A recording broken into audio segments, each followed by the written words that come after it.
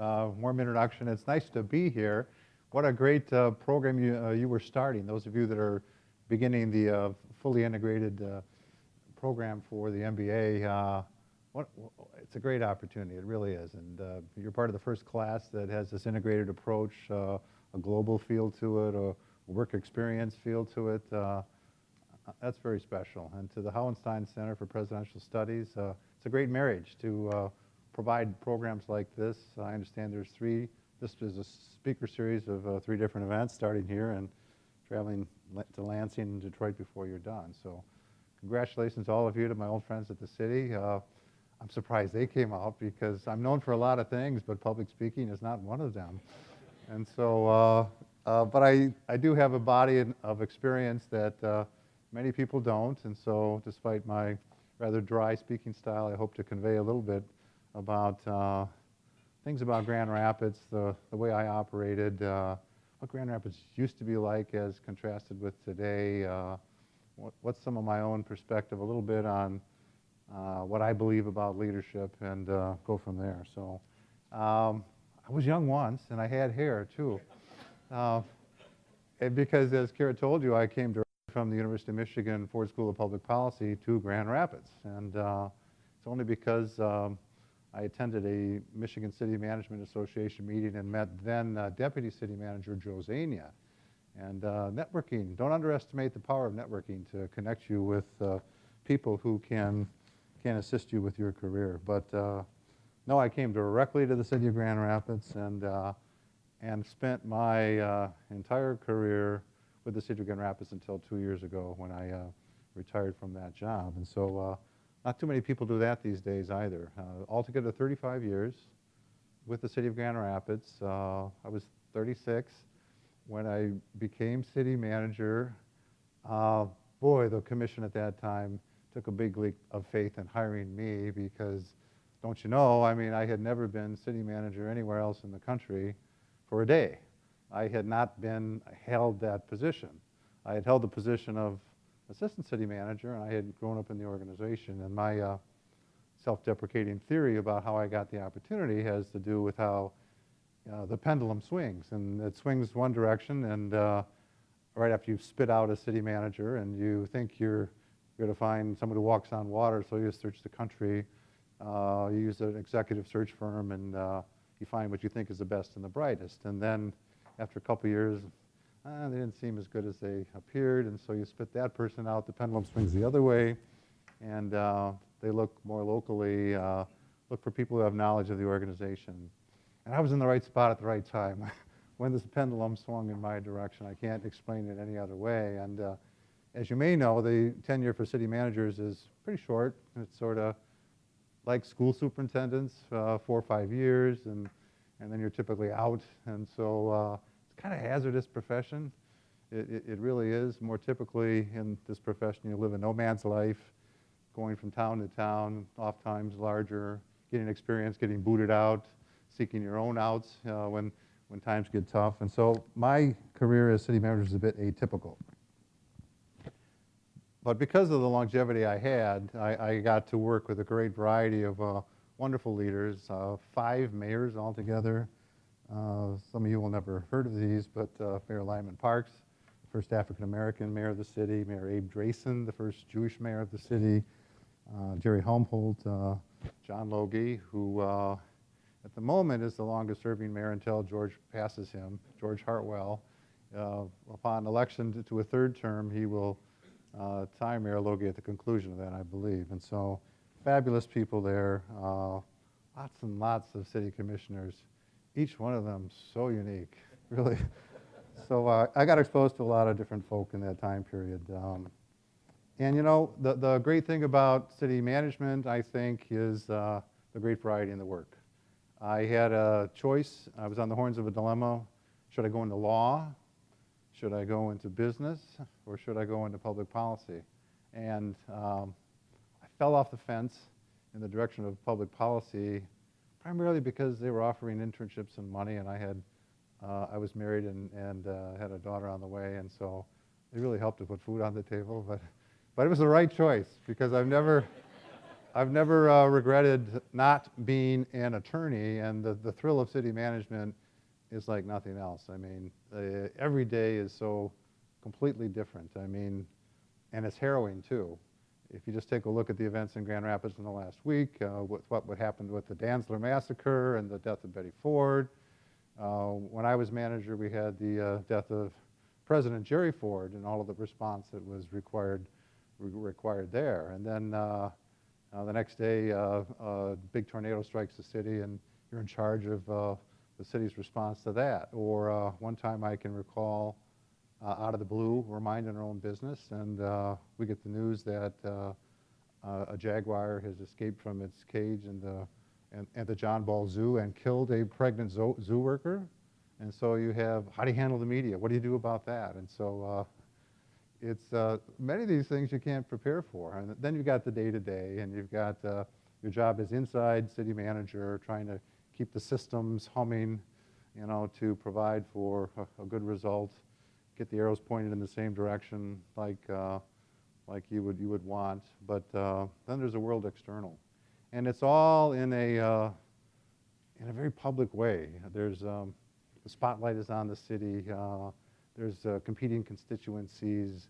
The media is waiting for you to make a mistake every second. So I contend that management in the public sector is kind of on a par or even more difficult than it sometimes is in business, where you really don't have the bright spotlight upon you, and you don't have the competing objectives and all of the social politics that more typically you deal with the city. So my association with the city goes back longer than my time working for the city, because my family moved here in 1955 when I was 5 years old. So I say all my waking memories are of Grand Rapids or the Grand Rapids area. And for the benefit of those of you who were born more recently, which is most of you, I thought one of the things I might do in the few minutes I have is to give you a picture of how the Grand Rapids we are, that Kira did a good job describing, upbeat, bullish, you know, can do, no problem we can't solve, and all of that's correct. I'm very proud of the city and what it's become. But you know, it was a mere 50 years ago when I arrived on the scene that it was incredibly different. Again, I've aged in the job, but back in 1955, Dwight Eisenhower was president. I'm calling this the pre-Renaissance decade, okay? Construction of US 131, not the reconstruction, but the first construction was underway, and recall that was, if you know anything about our history, it split the city and intersected right in the heart of downtown, which is a very controversial thing. I remember my next door neighbors got stuck in the snow and wouldn't dig their car out on a Sunday because that would be work, so that couldn't be done. We had bomb shelters, a civil defense department, because we were afraid of the nuclear attacks from the Russians. We were known proudly then as the furniture city for meeting fine furniture at that time. And we scrapped a lot with our metropolitan neighbors in terms of local government. This was the day of the annexation wars, where Kentwood became a city and Wyoming became a city, primarily as a defensive posture against core city, Grand Rapids, that wanted to grow and eat them up. And we built 2 pipelines to Lake Michigan to get our water, and so it wasn't the era of local cooperation, not exactly. And I'm going to quickly move through this, but there's another decade that I call the government does it alone decade, or goes it alone, where we thought urban renewal was a really keen idea, and we elected to demolish City Hall, which was one of the greatest sins in our past, I think many would agree, and leveled blocks and blocks of the city and put different uses in different areas so that they never could mix. And you know, really not the swellest of ideas. You know, we had race riots, we had the downtown dying due to competition with suburban malls. In general, the city was in a pretty good state of decline. And I can remember before our renaissances, and I use plural because there's been more than one, back in this decade of 65 to 75, even though we had a new spanking new city hall, that really things were not good. Flint we were vying for primacy with the city of Flint as the state's second largest city and the one that could claim that title. We felt a lot like Dayton, I think, Dayton, Ohio, you know, both of which, you know, have their struggles, as do we, but for some reason Grand Rapids took a different course. And today, the city that Kara describes is a whole heck of a lot different. And so you go from those days where we tried to go it alone to what I refer to as a reinvention decade, call it 1975 to 1985, where this is where we get to the principal subject of public-private partnerships. A person by the name of Dick Gillette with Fifth Third Bank cared sort of deeply about the face of the city and how it turned out. Lyman Parks, the mayor at the time, Abe Drayson. The three of them and others that were involved at the time really appealed to a couple cats named Rich DeVos and Jay Van Andel of Amway fame, and was successful in encouraging them, cajoling them, appealing to their own good instincts to be good neighbors and good civic players to renovate and resuscitate what was a dying old hotel, the Pentland Hotel, into what today we know was the Amway Grand Plaza Hotel. That, by the way, was in 1981. This is the 30th anniversary of that investment, and I can tell you that changed everything. That was what I call the first Renaissance. It was not long after that, other things started to happen. The Gerald R. Ford Presidential Museum was built, which really heralded the start of what we call Celebration on the Grand. Do you know Celebration on the Grand we've celebrated every year? Did you know that each and every year for years and years and years, skipping 1 or 2 years maybe, we always had a new project, a new thing to celebrate in terms of the investment in our city.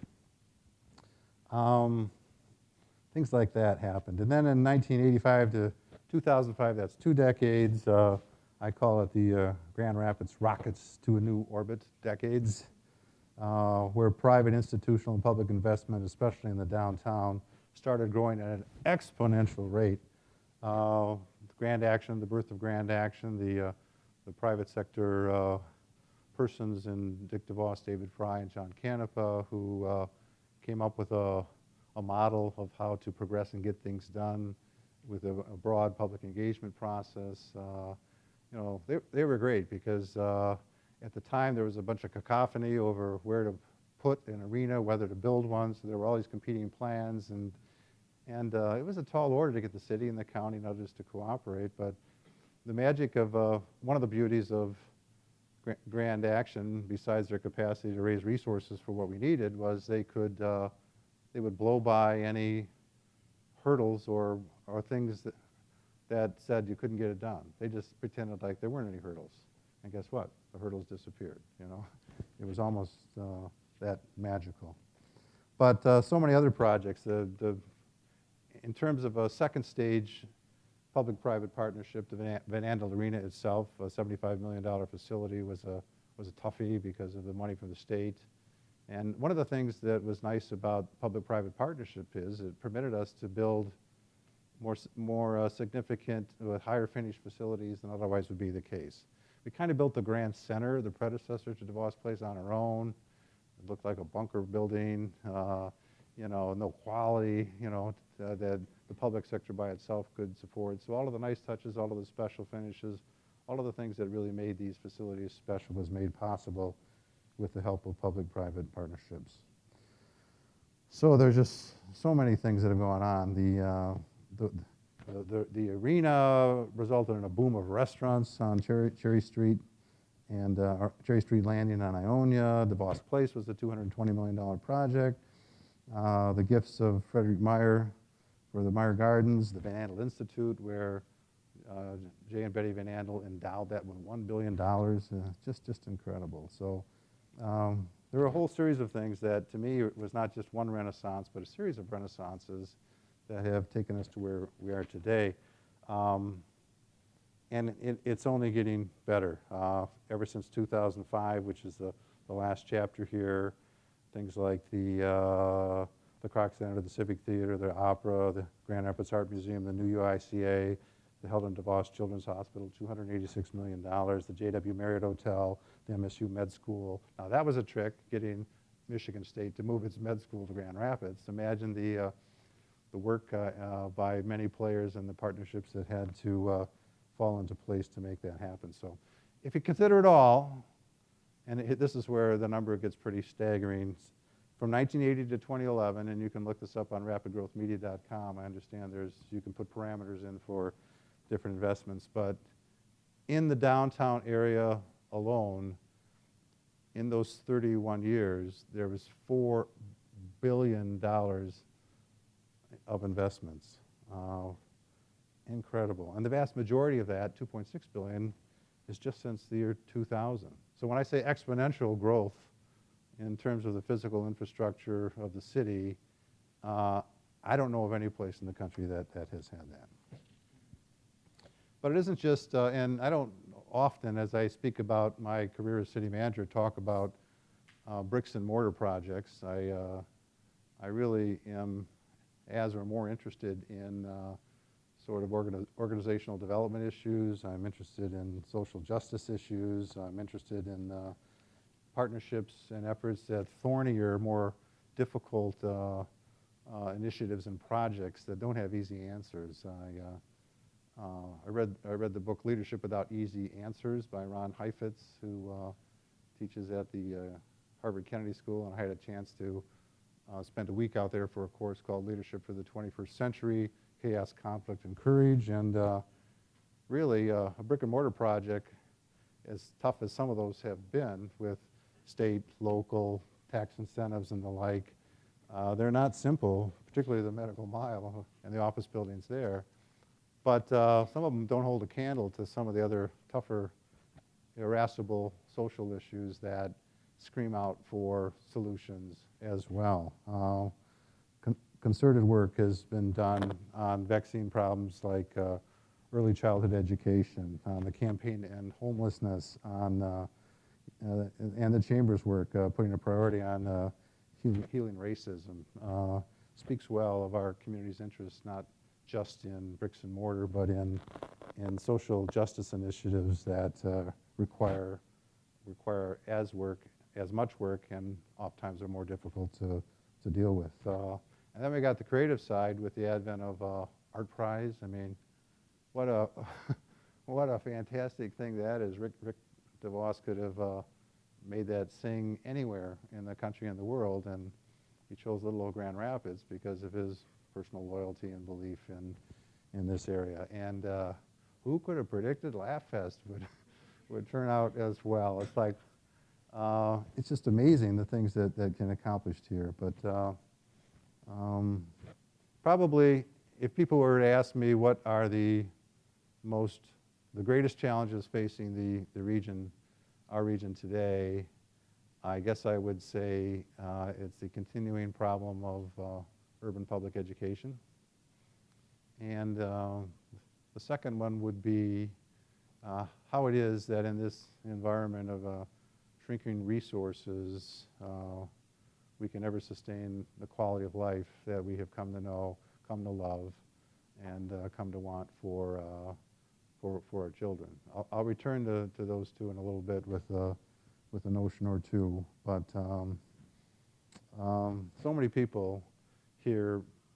What makes us different, there are a few different things. This stuff doesn't just happen by accident. We've already referred to the role of the private sector and of philanthropy. I trust you all know that we're regarded as the second most giving metropolis in the country, second only to Salt Lake City.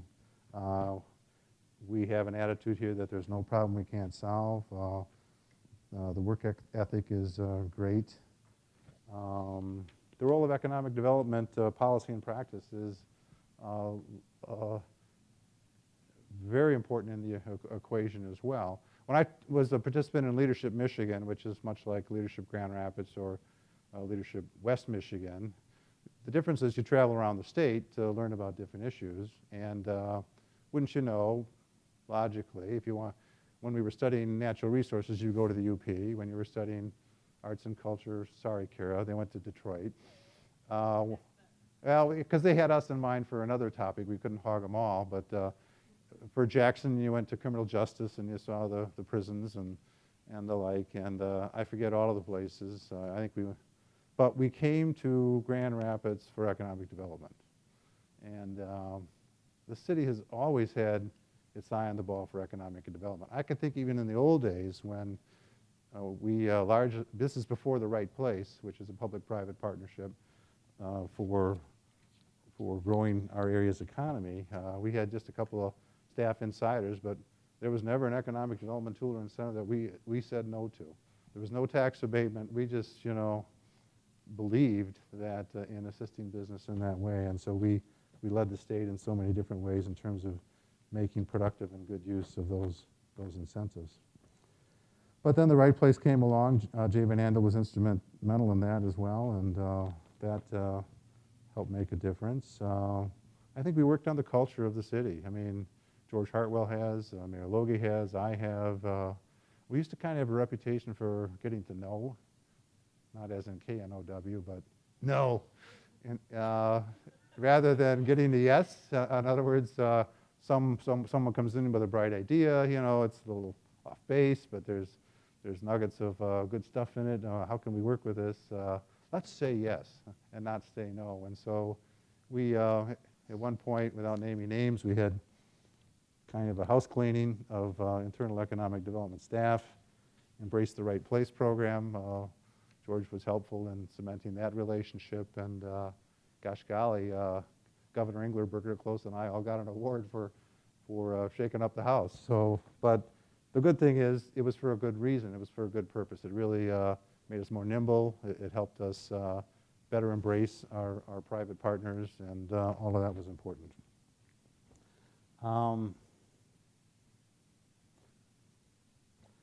Let me digress a little bit from the straight topic and talk a little bit about leadership and leadership theory in my own view in the time that I have minutes. I work now with a leadership consulting practice called Pondera Advisors, which is a Latin word for balance.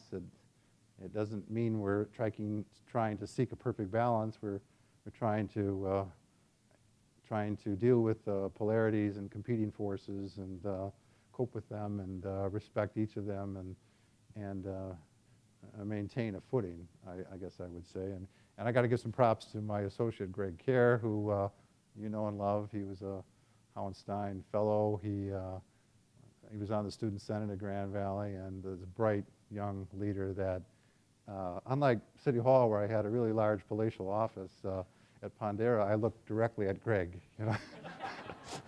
right across the table from him. So we've come to know each other well, but I'm enthused by his youthful enthusiasm and the knowledge that he's accumulated so swiftly on what makes organizations tick. But so thank you, Greg, for the things you've taught me. Two things I guess I want to point to. One is a favorite book of mine that I think best describes what I respect as leadership style, and you're all familiar with it. It's Jim Collins' Good to Great, where there's a hierarchy of leadership, and in the hierarchy, Jim suggests that level 5 is a good place to be for the organizations that he studied in Good to Great. But just for those of you, and this comes directly from the book, but a quick review of the levels. The first level is a highly capable individual who makes productive contributions through talent, knowledge, skills, and good work habits. That's level 1. Level 2 is a contributing team member who contributes individual capabilities to the achievement of group objectives and works effectively with others in a group setting. Sounds like a good leader. No, level 2. Level 3, competent manager, organizes people and resources toward the effective and efficient pursuit of predetermined objectives. That sounds like a city manager, if ever If ever I heard a description in terms of what you ought to strive for, but there's two other levels that suggest an even greater capacity to lead an organization. The fourth is the effective leader, which catalyzes a commitment to and vigorous pursuit of a clear and compelling vision, stimulating higher performance standards. But level 5, and they call it level 5 because they couldn't figure out what else to call it, because people took objections to calling it something in particular. Some had tried to use servant leadership, and others had tried to use other titles, but they settled on level 5, which is just kind of generic. It's the top of the hierarchy, and it builds enduring greatness through a paradoxical blend of personal humility and professional will. Level 5 leaders are a study in duality. They're modest and willful, humble and fearless. They will never let ego get in the way of their primary ambition for the larger cause of the organization. Here's where they tell you to think Abraham Lincoln as a president and an example of a level 5 leaders. Level 5 leaders cut against the grain of conventional wisdom, especially the belief that we need larger-than-life saviors with big personalities to transform organizations and businesses. The great irony is that the animus and the personal ambition that often drive people to position of power stands at odds with the humility required for level 5 leadership. When you combine that irony with the fact that boards of directors frequently operate under the false belief that they need to hire a larger-than-life, egocentric leader to make an organization great, you quickly see why level 5 leaders rarely appear at the top of our institutions. All of that description is word for word from the chapter in Jim Collins' book, Good to Great, on level 5 leadership. So he's, that hierarchy, and based on my own experience, I believe in that leadership approach. So what do we call it? A paradoxical blend of personal humility and professional will. So I commend that to you for your thought as you think about assuming leadership positions, with this MBA program or wherever you should assume leadership. Another disciple leadership, we're disciples of another leadership guru, Patrick Lencioni, who writes in fables. Perhaps you've heard of books of his like The 5 Dysfunctions of a Team, The 4 Obsessions of an Extraordinary Executive, books such as that really get at consequences for teams and organizations when there's an absence of trust, where there's a fear of conflict, where there's avoidance of accountability, where there's lack of commitment or inattention to results. Those are the kinds of issues that at Pondera, we work with a lot, and it's really lots of fun, having retired from the profession of city management, to take some good leadership theory, to apply them to clients, not only in the public sector, but in sports teams in the private sector and institutional, and try and help with team effectiveness. That's what we do, and I have a little background on that. Two other things that I think help contribute to how it is that we've transformed ourselves over these past 50 years is longevity of leadership. I've already mentioned that both John Logie and George Hartwell are soon to be tied for being the longest-serving mayors in the city's history, until George runs for and wins a 4th term, and then that honor will be stripped from Mayor Logie and handed squarely to George Hartwell, should he have stomach for the job as long as that. But in my case, the 22 years I spent as city manager, unheard of. The second longest serving city manager was 13 years in the 1800s, Fred Locke. But after that, it was sort of like a revolving door too. And I quickly outdistanced my 3 predecessors in terms of time. Mind you, this is a guy that never had experience as city manager for a day when he got the job at age 36. So something must have turned out all right. But contrast that with the revolving door we seem to have with our public school system, which gets at a little bit, what might be one of the problems associated with trying to improve urban public education. Just in my time, and I won't expect a couple of you to remember these names, I can recall 8 superintendents. Phil Runkle, John Dow, Pat Sandro, Jeff Grotsky, Robert Ferreira, Pat Newby, Bert Blakey, Bernard Taylor.